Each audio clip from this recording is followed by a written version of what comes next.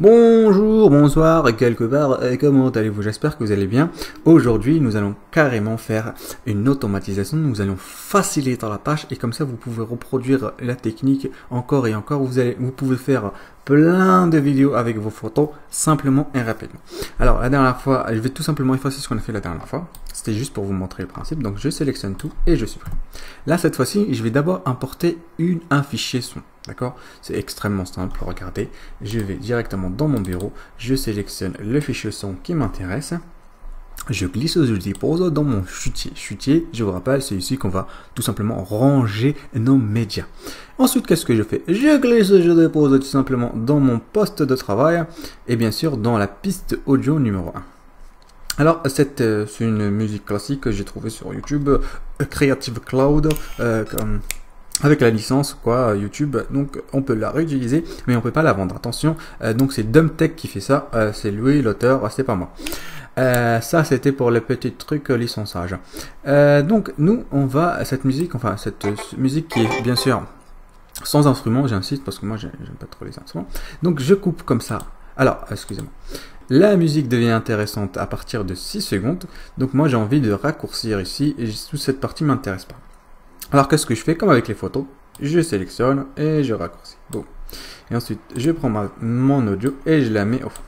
Et donc l'idée, c'est de synchroniser cette musique avec mes photos. Bien sûr, moi, j'ai pas envie de faire ça à la main. On peut faire ça à la main, on peut le faire très très bien à la main. J'ai envie de faire ça autrement, quelque chose de plus intuitif. D'abord, c'est très simple. Je mets lecture. Il se passe rien. Ah d'accord, la musique commence à trop à droite. Voilà, donc là je vais raccourcir. Boum, tout ça, ça m'intéresse pas. Je rattaque, je vais l'écouter.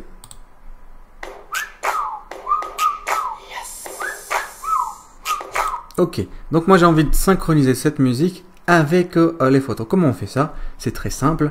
Premiere Pro a ce qu'on appelle une option qui s'appelle marquage. Une marque. On ajoute une marque. Ce qui est intéressant, c'est qu'on peut appuyer sur la touche M et on ajoute une marque. Donc on va mettre lecture et à chaque fois qu'on a un rythme, on appuie sur la touche M. C'est très intuitif, regardez.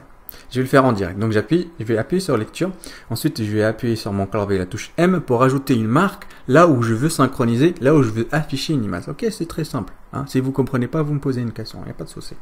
Donc lecture et j'appuie M à chaque fois que j'ai envie de mettre une image.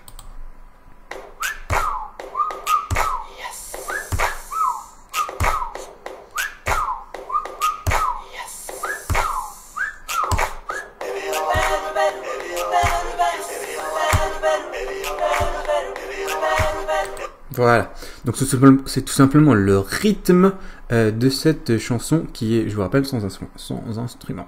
Donc voilà, on appuie à chaque fois M quand on veut, comme ça, marquer le rythme. Ok, c'est aussi simple que ça.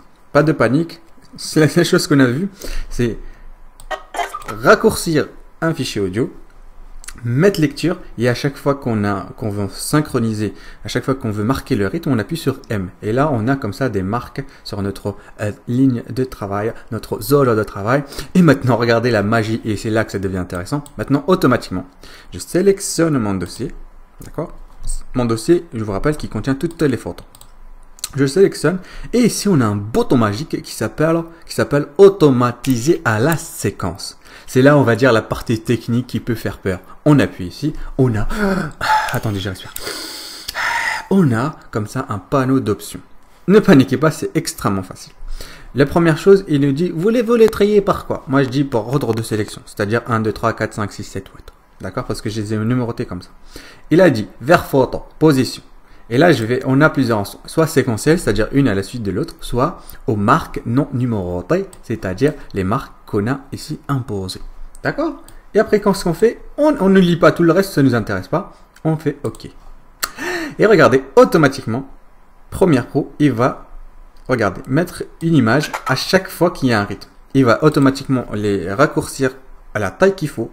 Et il va les changer le moment où il faut par rapport au rythme. Et là, on profite tout simplement de notre séquence. Regardez. Au début, il n'y a rien. Et c'est synchronisé. Par rapport au son. Changement, changement, changement, changement. et changement, et changement, et changement, et changement, et voilà. En gros, vous comprenez l'idée. Donc, automatiquement, à chaque fois qu'il y a un changement de rythme, Premiere Pro, pardon, parce que je l'appelle Photoshop, n'importe quoi.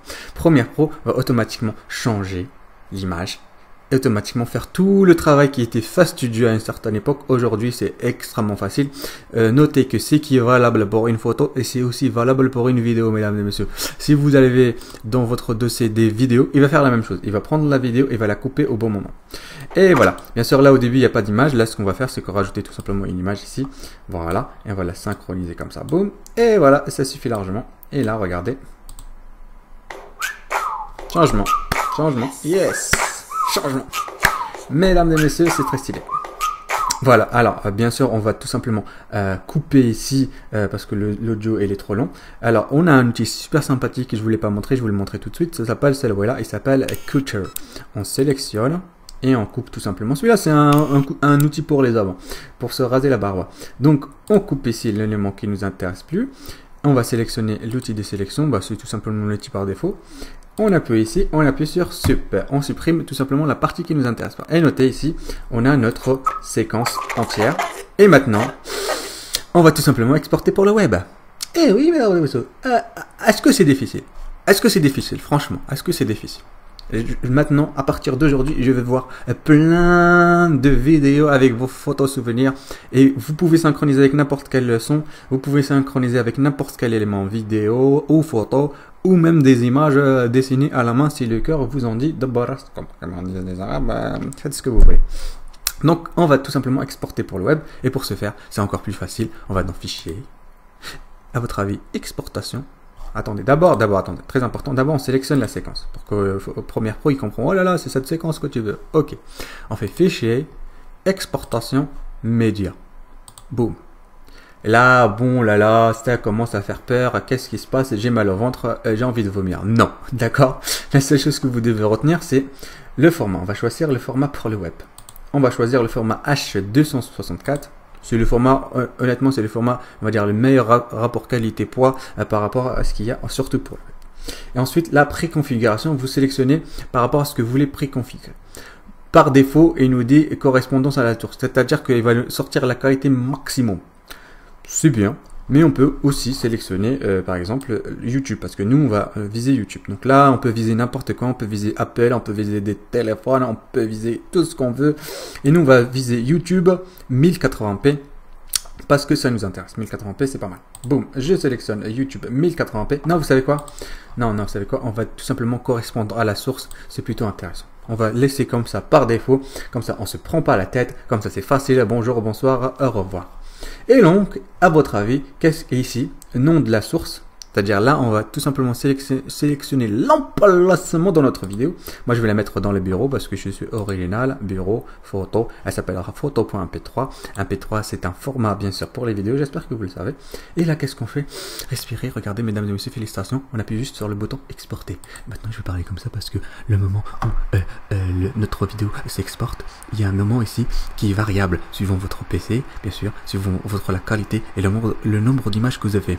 Donc, ça ne dure pas normalement assez longtemps parce que ça reste que des images après tout. Et regardez, mesdames et messieurs, qu'est-ce qui se passe dans notre bureau? Mais attention, voilà, monsieur. Qu'est-ce qui se passe dans notre bureau? Regardez notre séquence vidéo, notre première vidéo faite avec des photos et en moins de 20 minutes, vous comprenez le principe. Et maintenant, vous pouvez reproduire ça en moins de 5 minutes. Moins de 5 minutes, vous devez faire ce genre de vidéo. Regardez, boum, on clique et regardez. Yep.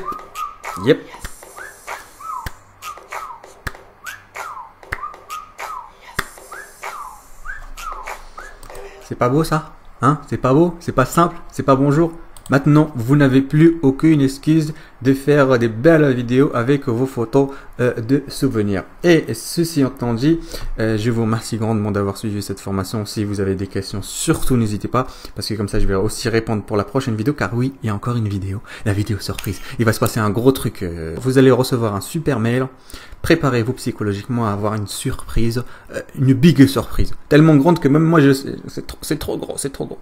Bon, bref, donc n'hésitez pas à me poser des questions, je répondrai dans la dernière vidéo de notre formation. J'espère que cette formation vous a plu. Si vous avez des questions, n'hésitez surtout pas à me les poser. Et j'aimerais ici maintenant vous demander quelque chose. c'est s'il vous plaît. Alors là, c'est un petit rêve pour moi. Ceux qui ont suivi la formation, ceux qui ont fait leur première vidéo montage, j'aimerais vraiment voir vos résultats. J'aimerais voir comment vous avez fait. J'aimerais voir la première vidéo que vous avez fait. Ça me fait plaisir. Vous m'envoyez un petit email. Bonjour, voici ma petite vidéo. Et moi, je dis, mais c'est super. Je vous réponds. Et je vous dis comment améliorer les choses, etc. Donc voilà. Maintenant, je joue tout simplement la section questions-réponses comme d'habitude. À tout de suite. Passons tout de suite à la section questions-réponses. Alors, aujourd'hui, je vais répondre à deux ou trois questions, histoire de ne pas faire trop durer la vidéo. Alors, merci pour cette première vidéo qui donne l'eau à la bouche. Je pense que nous avons tous les mêmes questions et les mêmes besoins.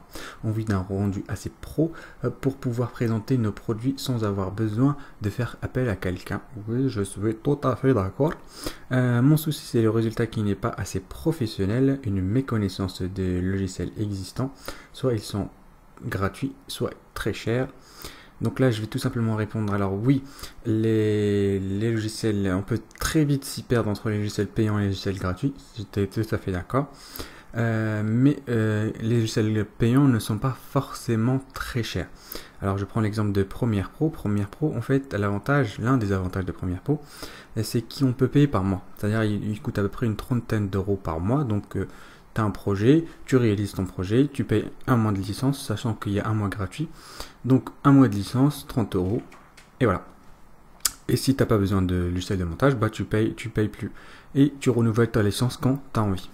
Le désavantage, c'est que tu es obligé de payer quand même par mois. Mais, un gros mais, il y a peut-être un super bon plan. J'ai peut-être un super bon plan. Cependant, j'en dis pas plus. Hein, ça, c'est le mystère. J'ai peut-être une petite astuce pour gagner un petit peu de sous, pour payer moins cher. Mais pour l'instant, je ne dis pas plus parce que, disons que je ne grossis un petit peu. Voilà. Ça, c'était la surprise, mais ça viendra avec le temps. De toute façon, si j'arrive à obtenir ce que je veux, je ferai une big annonce. Manque de confiance également aux formations et aux formateurs. Alors là, tu me poses une colle.